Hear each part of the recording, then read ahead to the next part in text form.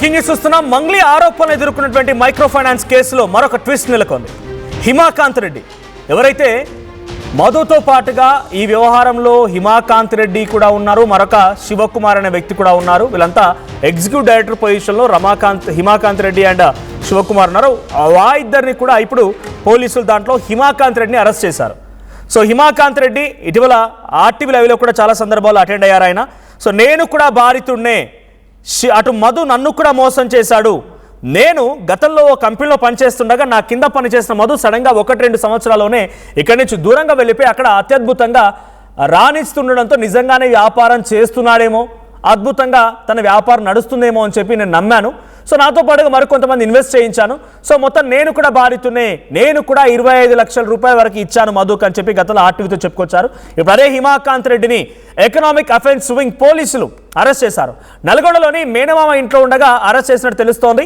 Micro finance పేరుతో కోట్ల రూపాయలు తీసుకొని మోసం చేసినట్టుగా మధు అండ్ హిమాకాంత్ రెడ్డి పైన కూడా పలువురు కేసులు నమోదు చేశారు. పటాన్చెరులో బాధితులు హిమాకాంత్ రెడ్డి పైన కేసు నమోదు చేశారు. అయితే ఆ కేసు ఎకనామిక్ అఫెన్స్ వింగ్ తీసుకుంది. సో కొన్ని కోట్ల రూపాయల వ్యవహారం కాబట్టి ఎకనామిక్ అఫెన్స్ వింగ్ కూడా రంగంలోకి దిగింది. డబ్బులు వసూలు చేసినట్టుగా పోలీసులు కూడా దీంట్లో గుర్తించారంట. పోలీసు కస్టడీలో ఉన్నారు ప్రస్తుతానికి హిమాకాంత్ రెడ్డి.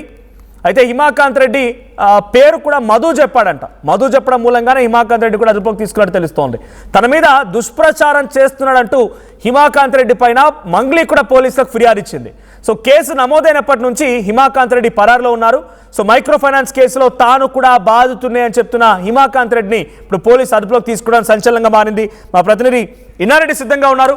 ఇన్నారెడ్డి, సో హిమాకాంత్ రెడ్డిని కూడా పోలీసు అదుపులోకి తీసుకున్నారు. దీంట్లో ఉన్నటువంటి మధు ఇచ్చిన సమాచారంతో ఆయన అదుపులోకి తీసుకున్నారా, లేదంటే కొంతమంది బాధితులు పటాన్చెరులో ఉన్నటువంటి కొంతమంది బాధితులు హిమాకాంత్ రెడ్డిని చూసే మేము ఇన్వెస్ట్ చేశాం, హిమాకాంత్ రెడ్డి దగ్గరే మా డబ్బులు ఉన్నాయని చెప్పి వాళ్ళు ట్రాన్సాక్షన్ కూడా చూపించారు.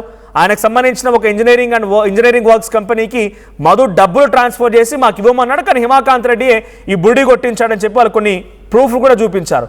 సో హిమాకాంత్ రెడ్డి అరెస్టు వెనుక ఇప్పుడు ఎవరి ప్రమేయం ఉంది? అంటే మంగ్లీ ఇచ్చిన ఫిర్యాదువా, లేదంటే పటాన్చెరు బాధితులు ఇచ్చిన ఫిర్యాదువా, మధుని విచారిస్తున్న క్రమంలో మధు చెప్పిన ఇన్ఫర్మేషన్? సో హిమాకాంత్ రెడ్డిని ఎక్కడ అరెస్ట్ చేశారు, అప్డేట్స్ ఏంటి? మనం గమనించవచ్చు ఈ కేసులో, అంటే ఈ ఫైనాన్స్ సంబంధించిన కేసులో ఆయన బాధితుడిగా ఉన్నారని చెప్పేసి కూడా ఆయన పంజగుట్ట పోలీస్ స్టేషన్లో ఆయన మీడియాతో మాట్లాడడం జరిగింది. అలాగనే ఆర్టీవీ లైవ్లో కూడా తన బాధితుని కూడా చెప్పడం జరుగుతూ ఉంది. సో ఈ నేపథ్యంలోనే మధు ఎప్పుడైతే అరెస్ట్ అయ్యాడో, మధు అరెస్ట్ అయిన తర్వాత ఆ మధు ఇచ్చిన స్టేట్మెంట్ ప్రకారం ఈ డబ్బులన్నింటిలో కూడా ఈయన కూడా డబ్బులు వసూలు చేశాడు అని చెప్పని, అలాగనే దానికి సంబంధించిన ఎకనామిక్ అఫెన్స్ వింగ్ దీనికి సంబంధించి కొన్ని కీలకమైన సమాచారాన్ని కూడా సేకరించింది. కొంతమంది పటాన్చెరువులో కూడా కొంతమంది ఆందోళన వ్యక్తం చేశారు. తాము మధుకి ఇవ్వలేదు, హిమాకాంత్ రెడ్డికి సంబంధించిన కంపెనీకి డబ్బులు వేసామని చెప్పని కూడా చాలా స్పష్టంగా వాళ్ళు చెప్పడం జరుగుతుంది.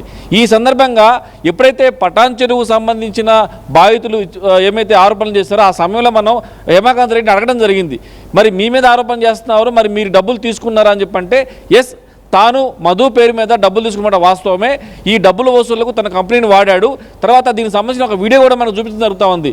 అయితే పటాన్చెరువు సంబంధించిన వ్యక్తుల దగ్గర నుంచి డబ్బులు తీసుకున్న వాస్తవమే, తన కంపెనీ ద్వారానే డబ్బులు ఇచ్చారని చెప్పి కూడా చెప్పాడు. అయితే ఆ సమయంలో ఏమైతే పటాన్చెరువు బాధితులు, తర్వాత హిమాకాంత్ రెడ్డి మధు నిలదీశాడు ఈ పటాన్చెరువు బాధితులు ఎదురుగా, మరి వాళ్ళ డబ్బులు వసూలు చేశాను నేను, మరి వాళ్ళ డబ్బులు ఎప్పుడు ఇస్తావు, ఆ డబ్బులు ఇచ్చి నీకు ఇచ్చాను, టోటల్గా మొత్తం డబ్బులు నీకు అప్పచెప్పిన తర్వాత వాళ్ళు నా ద్వారా డబ్బులు తీసుకుని నన్ను అడుగుతున్నారు, మరి దీని మీద ఏం చేయమంటని చెప్పని మధుని నిలదీసిన వీడియో కూడా మనం ఆర్టీవీలో టెలికాస్ట్ చేయడం జరిగింది. ఆ సమయంలో ఆయన కూడా కన్ఫెషన్ చేశాడు. సో మధు అనే అతను ఇచ్చిన కన్ఫెషన్ స్టేట్మెంట్ ప్రకారం ఎకనామిక్స్ వింగ్ ఈరోజు అరెస్ట్ చేసిన విషయం మనకు తెరతలమవుతా ఉంది.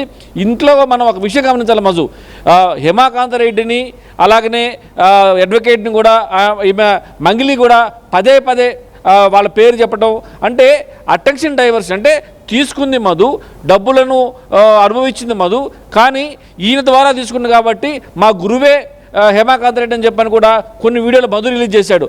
మొత్తం మీద పోలీసులకు కావాల్సింది ఎవిడెన్స్ కాబట్టి దాని తాలూకు ఎవిడెన్స్లు ఉన్నాయి.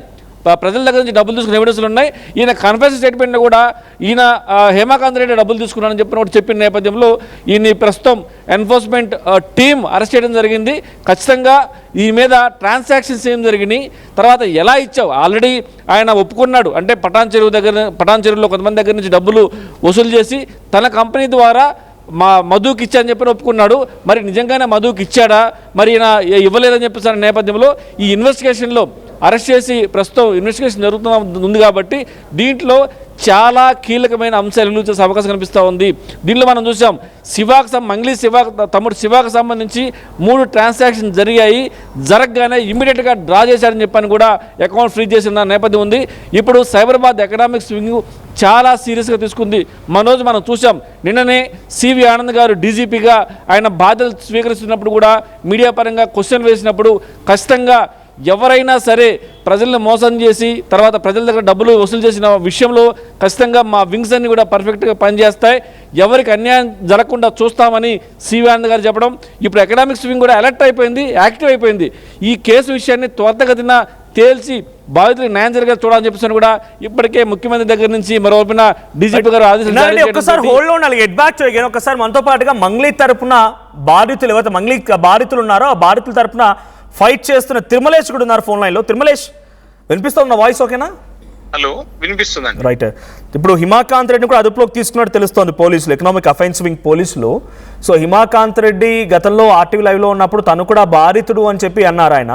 సో ఇప్పుడు ఆయన కూడా అదుపులోకి తీసుకోవడం ఎలా చూడాలి అంటే, బాధితుల తరపున ఫైట్ చేస్తున్నటువంటి హిమాకాంత్ రెడ్డిని కూడా ఇప్పుడు పోలీసులు మంగ్లీ కేసులో అదుపులోకి తీసుకున్నారా, లేదంటే ఇటు మధు ఇచ్చిన ఇన్ఫర్మేషనా, లేదంటే పటాన్ చెరు నుంచి వచ్చిన బాధితుల కంప్లైంటా? నేను కూడా ఇందాకనే మీ ఛానల్ ద్వారా చూశాను అరెస్ట్ అయినాడని, నాకు కూడా ఇందాకనే తెలిసింది. ఇప్పుడు ఏ విధంగా అయినా ఆ రోజు కూడా ఆరోపణలు ఇచ్చారు కదా హేమకాంత్ రెడ్డి కూడా దీనిలో నిందితుడని.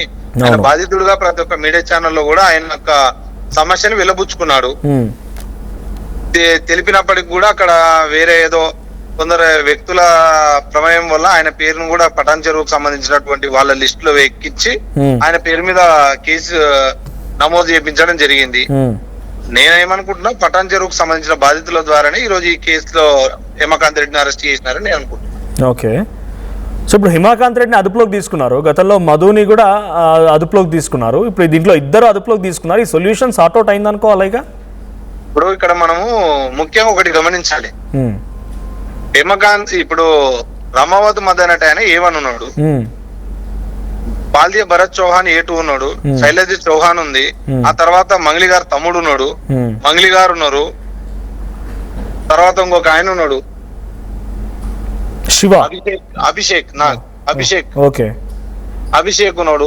అభిషేక్ నాయక్, ఇంతమంది ఉన్నారు.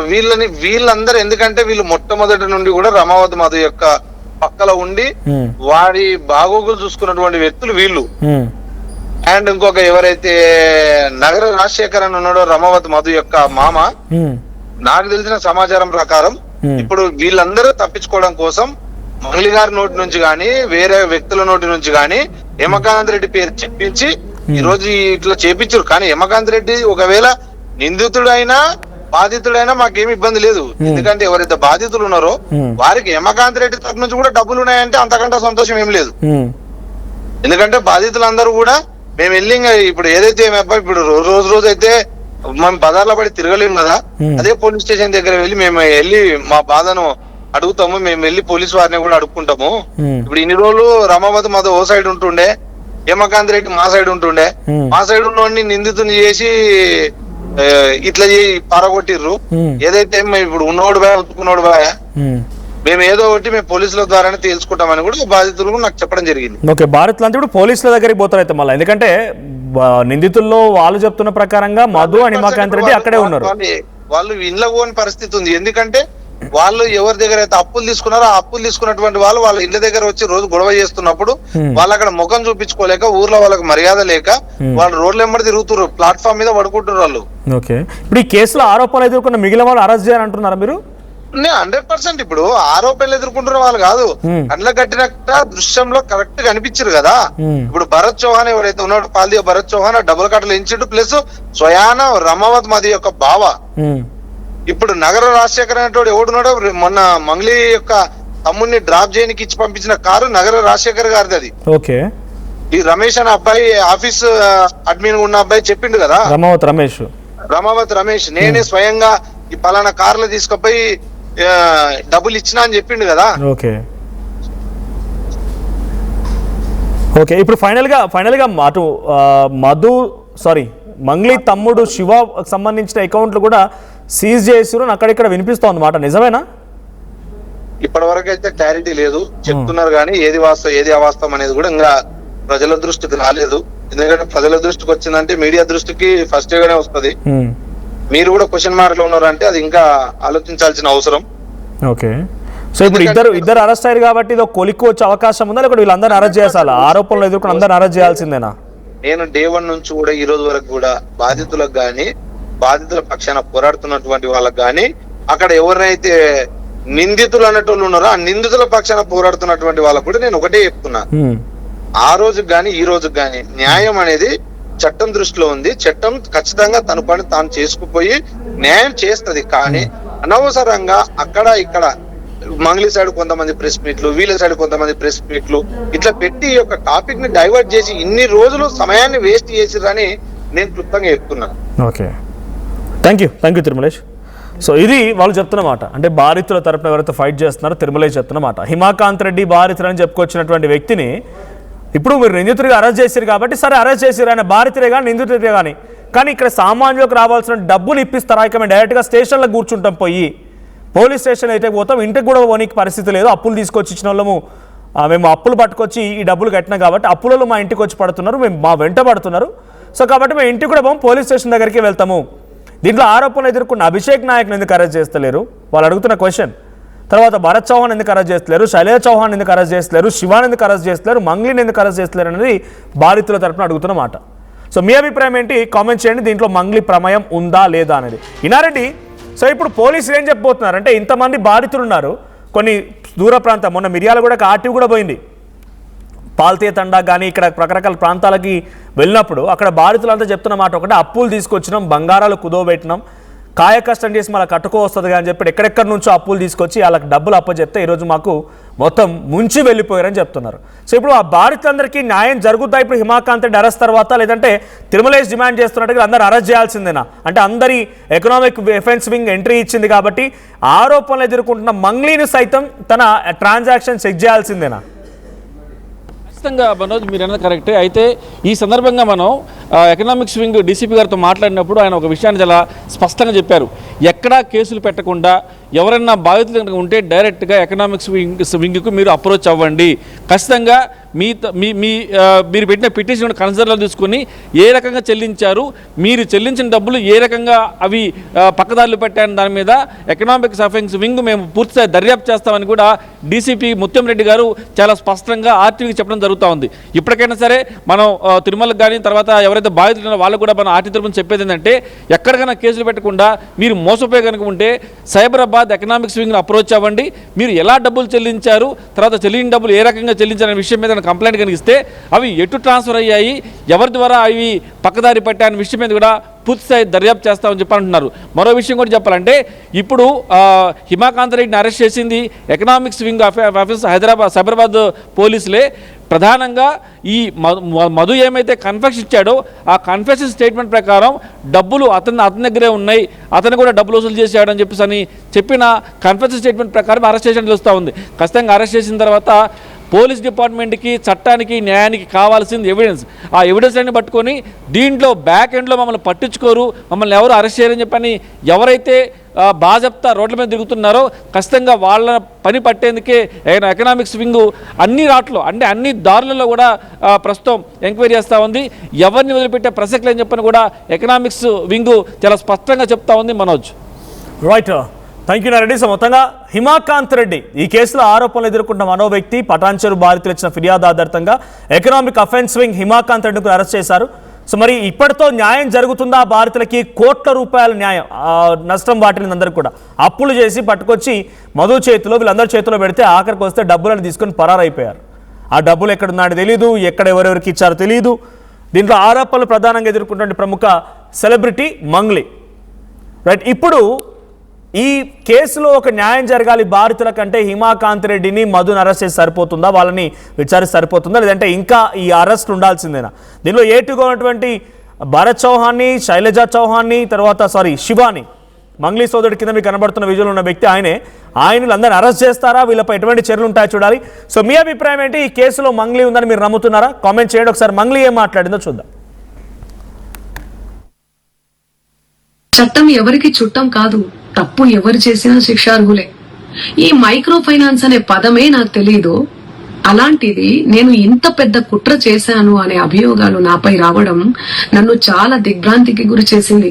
నన్ను ఆదరిస్తున్న తెలుగు కుటుంబ సభ్యులకు మళ్లీ చెప్తున్నా, మీ మంగ్లీ ఎలాంటి తప్పు చేయలేదు. ఈ కేసుకు నాకు ఎలాంటి సంబంధము లేదు. అబద్ధాన్ని అబద్ధమని చెప్పి ఇంత గొంతు చింపుకొని చెప్తున్నా కూడా నాపై బురద చల్లడం ఆగడమే లేదు. అందుకే ప్రతి చేతిలో ఉన్న మొబైల్ కు, రిమోట్ కు నా మొర చెప్పుకుంటున్నాను. చట్టాన్ని గౌరవించే పౌరురాలిగా బాధితులకు న్యాయం జరిగేందుకు, దర్యాప్తు అధికారులకు సహకరించేందుకు నేను సిద్ధంగా ఉన్నానని మీకు విజ్ఞప్తి చేసుకుంటున్నాను. మంగ్లీ ఎలాంటి తప్పు చేయదు కూడా. ఈ మైక్రో ఫైనాన్స్ కేసు చీటింగ్ కంపెనీకి డబ్బులు వసూలు చేసిన వివాదంలో నాకు ఎలాంటి సంబంధం కూడా లేదు.